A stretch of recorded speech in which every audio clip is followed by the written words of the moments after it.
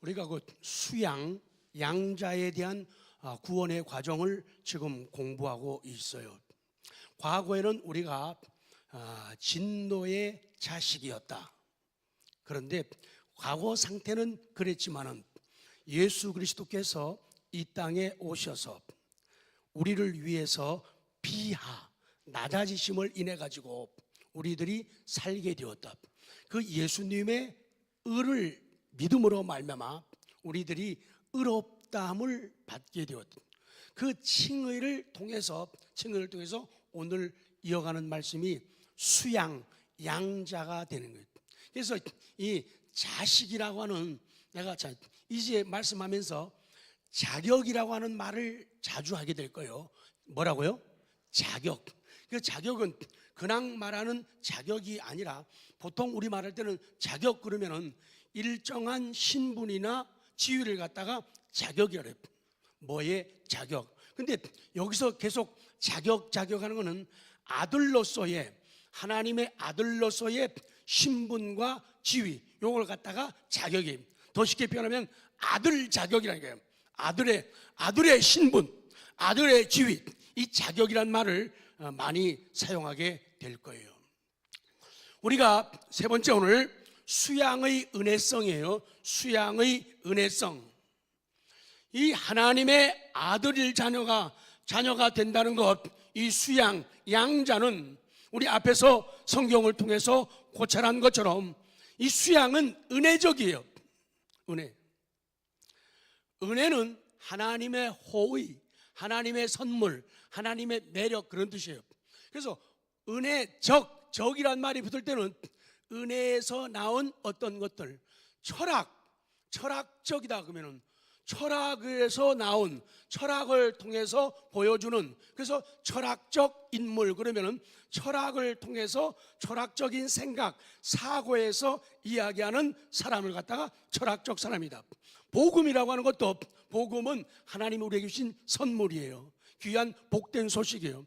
근데 복음적 사람이다, 그 말은 복음이 나에게 어떤 영향을 끼치고 어떻게 나를 이끌어가는가, 그럴 때 복음적이라고 말하는 거예요. 그래서 우리는 복음이 아니지만은 복음을 통해서 우리가 복음적이 되어가는 거예요. 그래서 우리를 말할 때 사람들이 복음적인 사람이다 그러면은 최고의 칭찬이에요. 옆에 분들에게 당신은 복음적 사람입니다. 시작. 여기 최고의 칭찬이에요.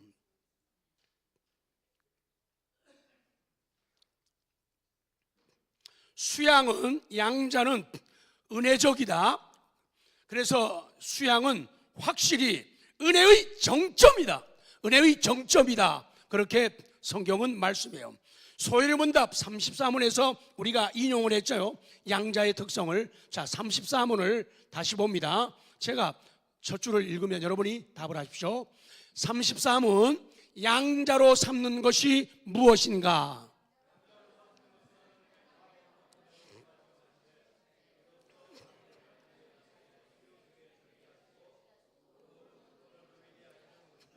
성경을 우리 신학자들이 이렇게 아주 일목요연하게 정리를 해놨어요. 양자로 삼는 것은 하나님의 값없는 은혜로 정한 것이다.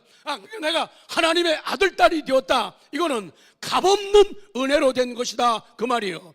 그래서 이것 가지고 우리를 하나님의 구원하기를 원하는 그 숫자 가운데 들어가게 만드는 거예요. 하나님이 구원하기로 약속하고 작정하신 그 숫자 가운데 들어가게 하시고 그 자녀의 모든 특권을 누리게 하는 거예요. 우리 아들, 딸들에게만 주어지는 은혜, 주어지는 복, 주어지는 상급, 이것이 있다, 그 말이에요. 자, 요한일서 3장 1절 시작.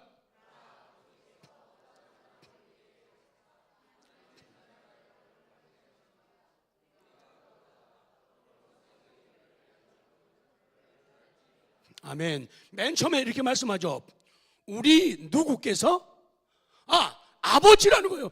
중요해요. 우리 아버지께서 그러니까 우리가 자동적으로 수양, 양자된 자식이라고 말이에요. 보라, 아버지께서 어떠한 사랑을 우리에게 베푸사 하나님의 자녀라 일컬음을 받게 하셨는가. 하늘 같은 사랑, 바다 같은 사랑으로 우리를 사랑하사 아버지께서 우리에게 사랑을 베풀어 주셨다, 그 말씀이에요. 2절 봅니다. 2절 시작. 사랑하는 자들아, 우리가 지금은 하나님의 자녀라. 장래에 어떻게 될지는 아직 나타나지 아니하였으나 그가 나타나시면 우리가 그와 같을 줄을 아는 것은 그의 참모습 그대로 볼 것이기 때문이니. 그렇게 말씀해요. 사랑하는 자들아, 우리가 지금은 뭐라고요? 하나님의 자녀라는 거예요. 하나님의 자녀라는 거예요. 자, 요한복음 1장 12절 성경은 증언합니다. 시작. 영접하는 자, 곧 그 이름을 믿는 자들에게는 하나님의 자녀가 되는 권세를 주셨으니. 아멘. 그 자녀가 되는 권세는 누구에게 주는가 하면 영접하는 자예요. 영접하는 자예요. 그 영접하는 사람을 어떻게 설명하느냐? 예수 그리스도 구주, 그분의 이름을 믿는 자를 말해요. 그 영접하는 자, 곧 그 사람, 그 이름을 믿는 자들에게는 하나님의 자녀가 되는 권세를 주셨다. 우리 칭의에서도 배운 것처럼 칭의가 우리가 의롭다함을 받게 됨으로 주어지는 복 가운데 하나는 사죄, 죄 용서함의 복이 있고, 하나는 영생권이라고 하죠.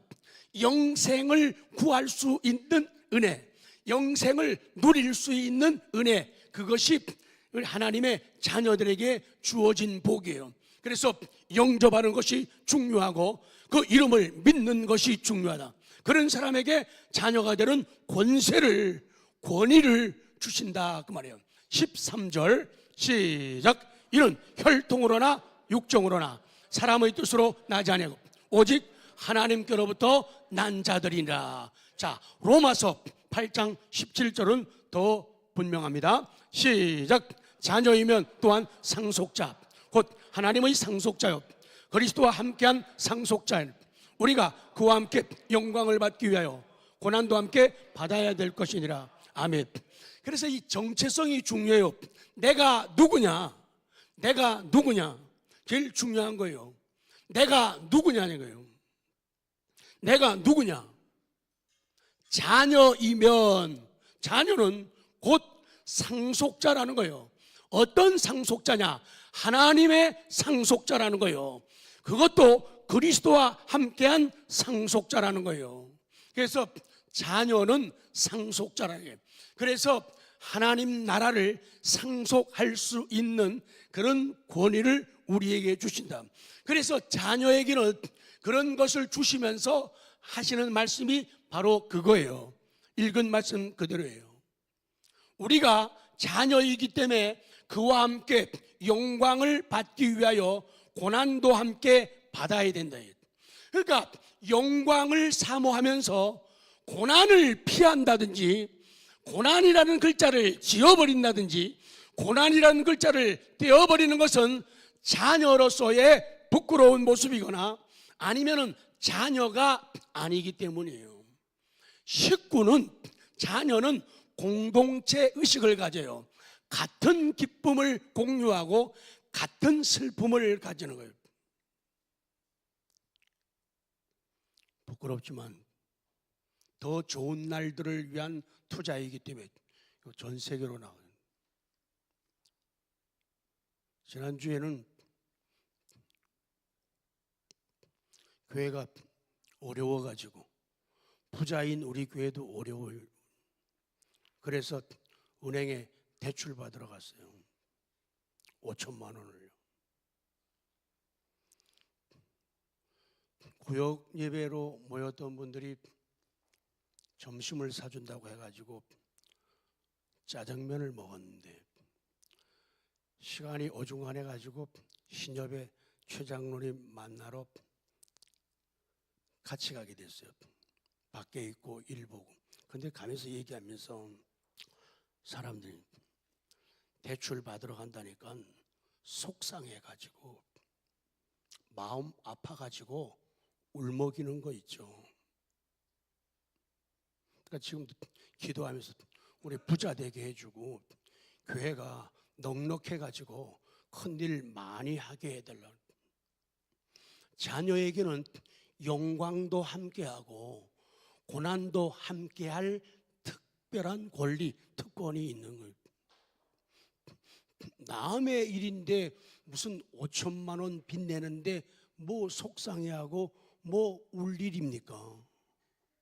네, 하나님의 일이고 내 일이라 그 말이에요. 그래서 성도들이 바른 믿음을 가지고 바른 주인의식 가지고 생활을 해야 되는데 사람은 엄청 많지만 주인은 적다 그 말이에요. 그러니까 책임을 좀. 그래도 고마운 것은 사렙이 요새는 밀리는 적이 없어요. 전엔요 사렙이 됐다 많이 밀렸어요. 재정 맡은 분들도 가난하다 보니까 자기 돈으로 먼저 빌려줄 수는 없잖아요. 그러면 그 다음 헌금 들어올 때까지는 목회자들은 교역자들은 못 받는 거예요. 그런 아픔이 슬픔이 있는 거예요. 그런데 자녀의식을 가지고 주인의식을 가지게 되면은 같이 영광을 누리고 같이 고난도 당하는 거예요. 교회의 가난은 나의 가난이다. 교회의 아픔은 나의 아픔이다. 교회의 연약함은 내 잘못이다라는 그런 깨달음을 가지는 거예요. 하나님을 사랑함으로 구원의 은혜에 감사 감격해서 마땅한 의무를 드리는 그런 일들 말이에요. 그리고 그 하나님께 드려진 물질들이 이 땅의 복음을 위해서 복음을 위해 수고하는 목회자들, 교역자들의 생활비의 일부로 사용되는 거죠. 사랑 있으면 가능하지만 사랑 없으면은 남의 일로 느껴집니다. 그래서 돈 많이 저축하러 가는 게 아니고 빚내러 간다니까 아파하고 괴로워하는 거죠. 하나님 부자 되게 해주세요. 이게 자식이라 그 말이죠. 이게 자녀다 그 말이죠. 돈이 없는 게 아니라 마음이 없고 믿음이 없으면 할 수가 없는 일들이죠. 그렇습니다. 양자는 은혜의 사역이에요. 나 같은 것을 하나님이 사랑하셨다. 예수 그리스도를 믿음으로 받는 하나님의 선물이에요. 그래서 이 양자 수양의 은혜만이 우리에게 하나님을 아버지라고 아빠라고 부를 수 있는 권리가 있어요. 지나가는 사람 보고 지나가는 아저씨 보고 아버지 그러면은 딱이 맞기 좋아요. 아무나 부를 수 없는 것이죠. 아버지라고 어머니라고 부를 수 있는 것은 자식의 특권이에요. 하나님 부르는 게 얼마나 좋은지, 하나님 이름 부르는 것이 얼마나 행복한지, 하나님의 이름을 부르는 것이 얼마나 든든한지 말이에요. 그것은 자식의 특권이에요. 그리고 수양의 은혜, 양자의 은혜는 우리로 하여금 하나님 앞에 기쁨으로 나아갈 수 있는 그런 특권을 줘요. 예배가 일이 되면 힘들어요. 예배가 일이 되면 힘들어요. 기도가 일이 되면 힘들어요. 막 새벽 기도 한 번 나왔다면 일주일을 맥을 못 추고 뒤집어지는 사람들 많잖아요. 왜? 일이기 때문에 그래요. 근데 세상 일은 또 해요. 설악산 간다면 새벽에 사람들 일어나서 가요. 근데 기도하러 화요일 날 오려면 죽어도 못 와요. 안 오는 게 아니에요. 안 오면 나쁜 사람인데 못 오니까 착한 사람인데 약한 것이죠. 그래서 기쁨으로 나아갈 수 있는 것은 자식의 특권이라는 거죠. 그래서 주와 같이 길 가는 것 즐거운 일 아닌가. 어디든지 제자들이 예수님 가시는 곳마다 동행하고 따라가요.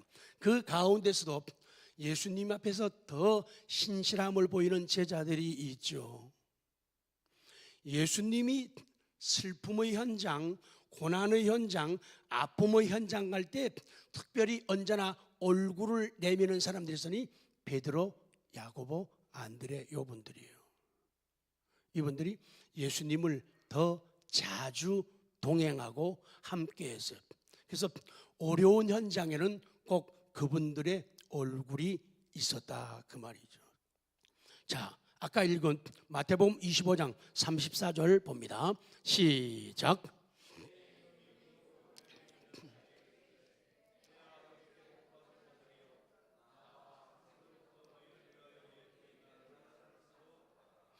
성경을 다독 많이 읽는 거, 속독 빨리 읽는 거 중요해요.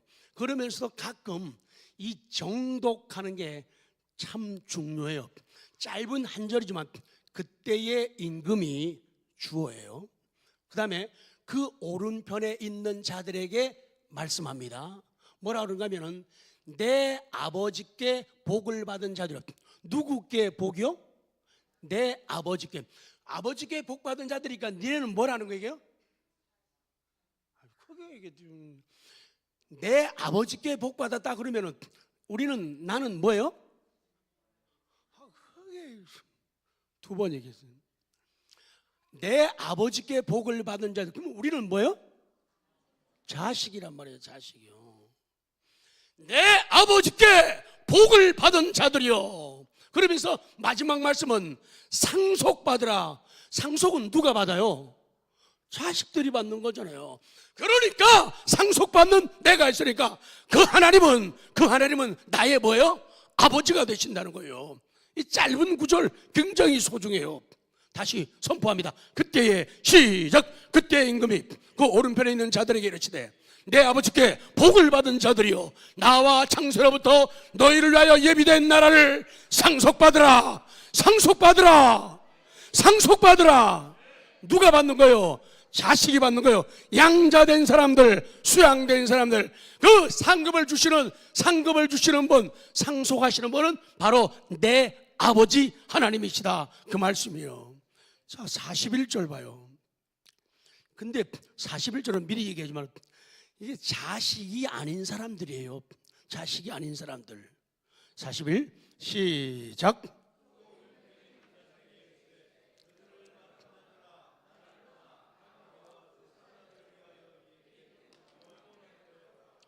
아멘.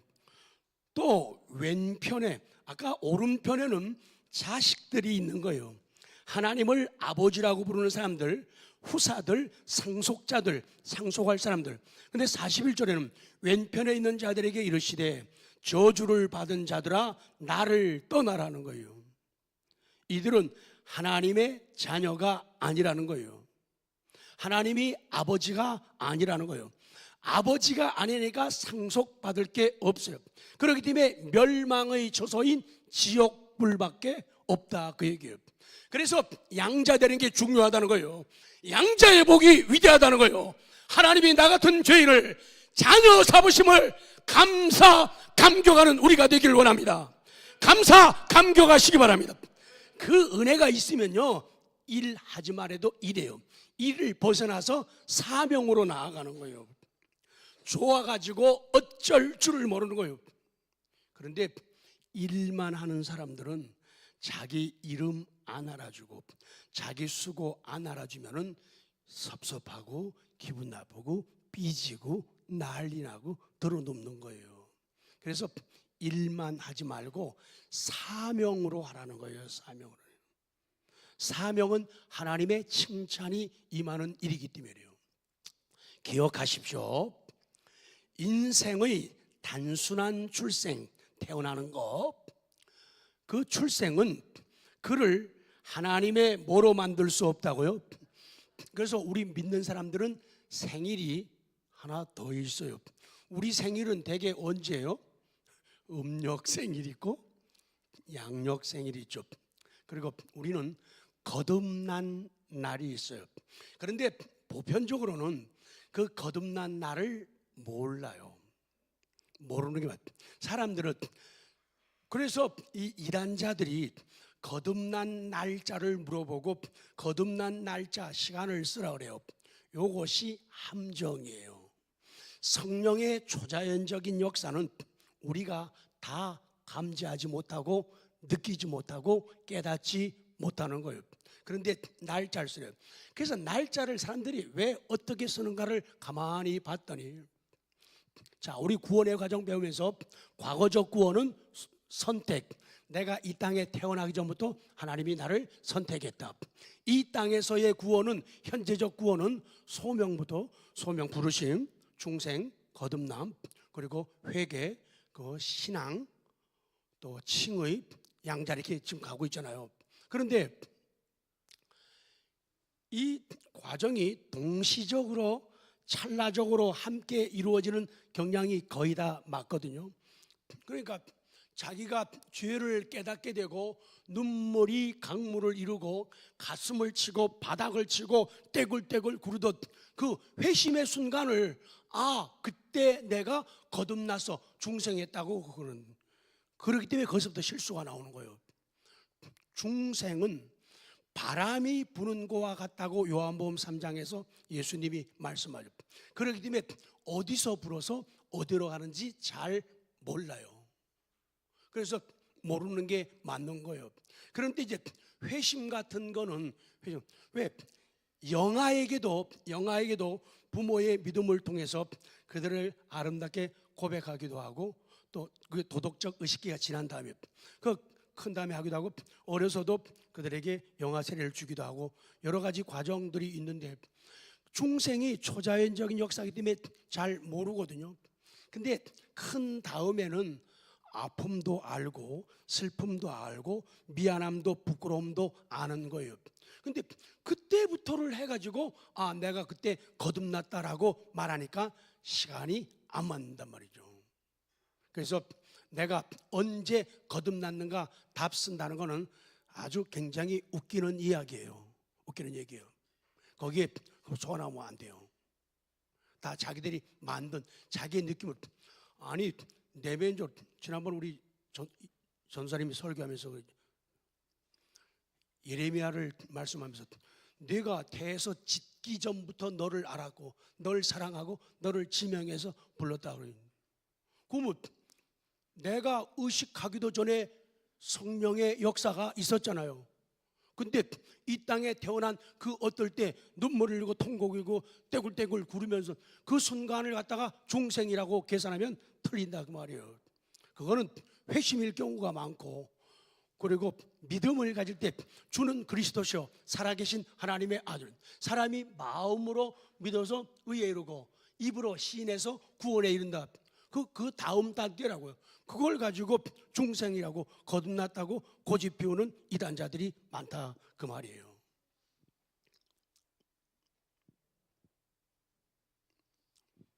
자, 로마서 9장 4절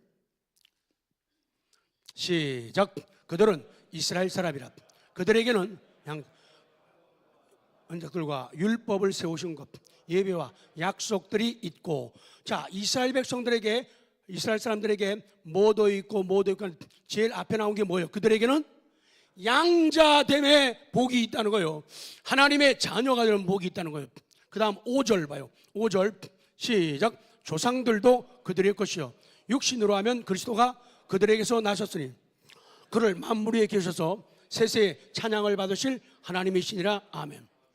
육신으로는 예수님이 사람의 몸으로 나셨지만은 그분 예수 그리스도는 하나님이라고 말씀하는 거죠. 6, 7절 계속 읽어 시작.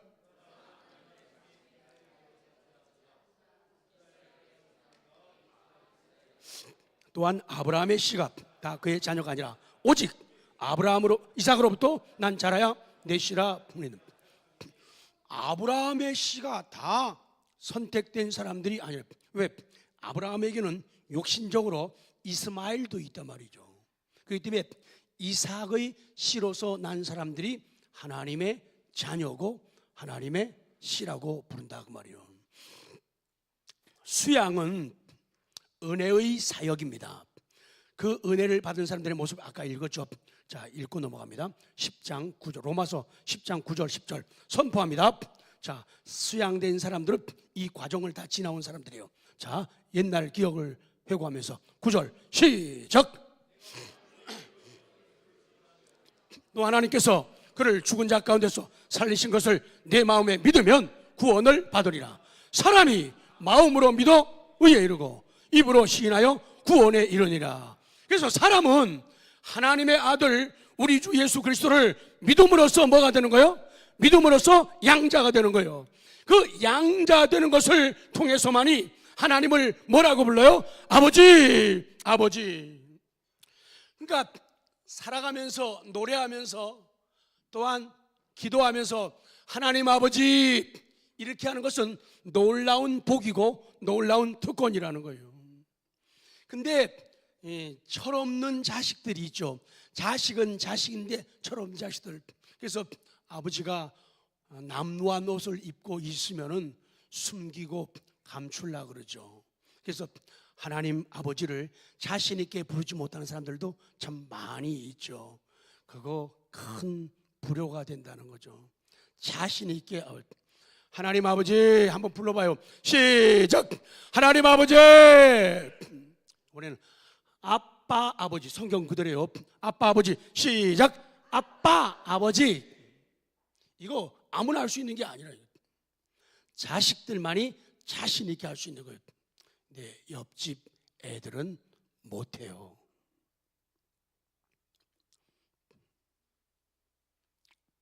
그래서 오늘 이 저녁에도 우리가 성경 이 진리를 배우면서 하나님이 내 아버지 맞는가를 다시 확인하고 점검할 수 있다면 오늘은 좋은 시간이에요.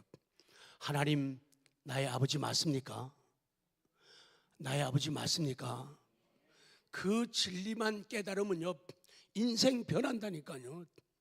아버지 위에서 못할 게 어디냐 말이에요. 아버지 위에서 못 갈 데가 어디냐 말이에요. 아버지 위에서 내가 못 막아설 일이 어디 있냐고. 그러나 자식이 아닌 사람들은 숨어요. 도망치는 거예요. 그래서 오늘 이 저녁에 자격 말씀드렸죠. 아들로서의 신분, 아들로서의 지위, 나는 지금 자격을 가지고 있는가? 그 생각. 아들답게 하나님의 자녀답게 사는 것, 이게 우리의 특권이에요. 자, 정리합니다. 하나님은 그들을 인도하여 이 하늘의 기업을 누리게 하시기 위해서 모든 일을 행하시는 거예요. 사람이 자격, 뭐라고요? 하나님의 아들 자격을 인식하는 것은 중생한 후에도 누리며 유치할 수 있지만, 특별히 하나님의 아들의 지위는 예수 그리스도를 믿음으로 말미암아 칭의 되자마자 누리게 되는 거예요. 중생할 때도 그 은혜가 주어지지만은 본격적으로 도덕적 의식기를 통해 가지고 깨달아지면서 하는 것은 믿음으로 의롭다함 받죠. 칭의 의롭다함을 통해서 우리가 양자 수양되는 거예요. 자, 성경으로 갑니다. 에베소 4장 13절 읽어요. 시작.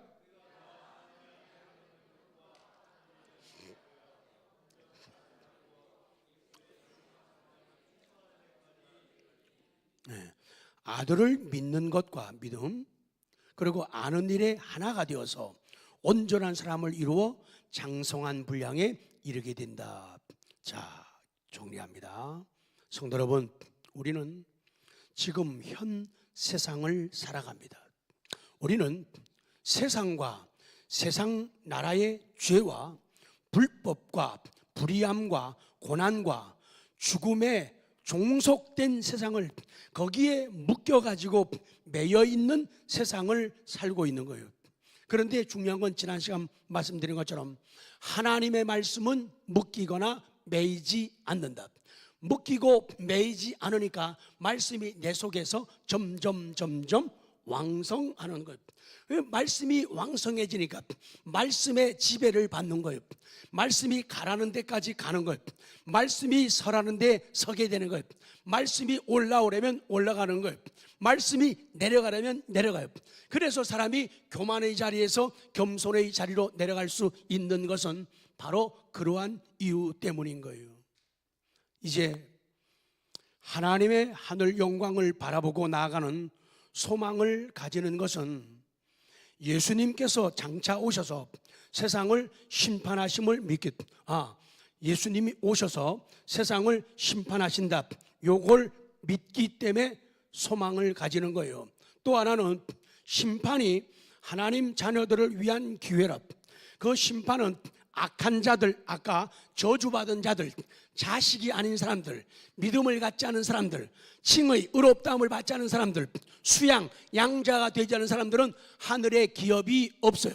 하늘 기업이 없으니까 원수 사탄을 위해서 예비한 지옥을 갈 수밖에 없는 그런 진리예요.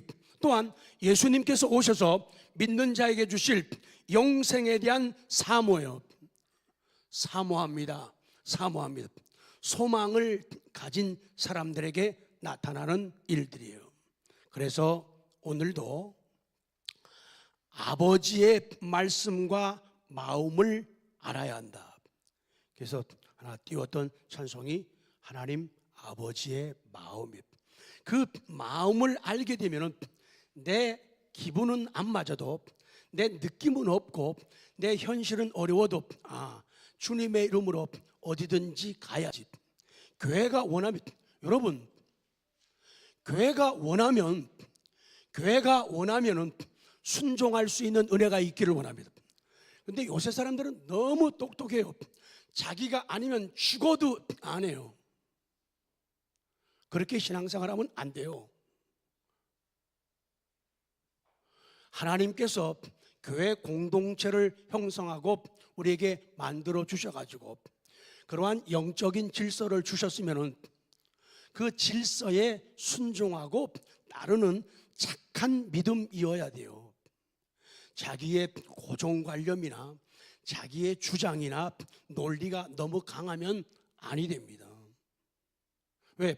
하나님의 그 질서를 무시하면 안 된다. 그래서 어떨 때는 좀 싫은 일도 해야 되고 가기 싫은 곳도 가야 돼요. 어떨 때는 내게 좀 부담스러운 것도 시간도 물질도 들여야 할 경우라면 들여야 되는데 사람들은 아주 교회 와서도 정확하게 계산적이잖아요. 기분 나쁘면 죽어도 안 해요. 마음에 안 내키면 아멘 절대로 안 해요. 내가 마음에 내키느냐가 아니라 진리가 성경이 뭐라고 말하는가가 중요해요. 그러면 거기에 아멘 해야 맞는 거예요. 근데 사람이 싫으면 아멘 안 해요. 근데 사람이 좋으면요 아멘 아멘 막 요래요. 요랜다고요. 그게 철없는 신앙이라는 거예요. 어떨 때는 말씀이 쓴 말씀으로 다가오기도 하고 어떨 때는 설탕처럼 단 말씀으로도 다가와요. 어떨 때는 소고기처럼 질기기도 하고 어떨 때는 죽과 같은 말씀도 주어지는 거예요. 그러면 말씀이라면 죽도 감사하고 질긴 고기도 감사하고 떡도 먹어야 된단 말이에요. 먹어야 된단 말이에요. 다는 못 먹어도. 제 방에 있는데 권호순 집사님이 귤 3개 하고 그 가래떡 딱딱하잖아요. 그 딱딱한 떡을 갖고 왔어요. 근데 제가 3개를 먹었어요. 사랑은 먹게 만드는 거예요. 난 죽어도 안 먹어. 싫어. 이렇게 하면 안 된단 말이에요. 그건 성숙한 믿음이 아니에요. 하나님의 교회라고 하는 공동체의 질서를 순종하고 따르고 맞추려는 자세가 성숙한 신앙이라는 거예요. 그래서 아버지의 말씀과 마음을 알아야 돼요. 그리고 아버지의 뜻을 받들어야 돼요. 그리고 영적인 기업을 일으키는 하나님의 자녀로 사는 것, 이것이 수양의 은혜성, 은혜를 받은 사람의 모습이다. 그렇게 성경은 말씀하는 거예요. 그래서 우리가 예배를 드릴 때마다 말씀을 접할 때마다 우리에게 성숙함이 이루어지기를 원합니다. 편식하지 마세요. 마음에 드는 것만 골라서 먹고 골라서 아멘하지 말란 말이죠. 그러지 말고 진리면은 무조건 손 들어야 돼요. 항복해야 돼요. 하나님의 말씀이면 내 느낌, 내 감정이 아니라는 거죠. 그래서 그런 수양의 은혜에 감격해서 우리가 전진하는 하루하루가 되기를 원합니다.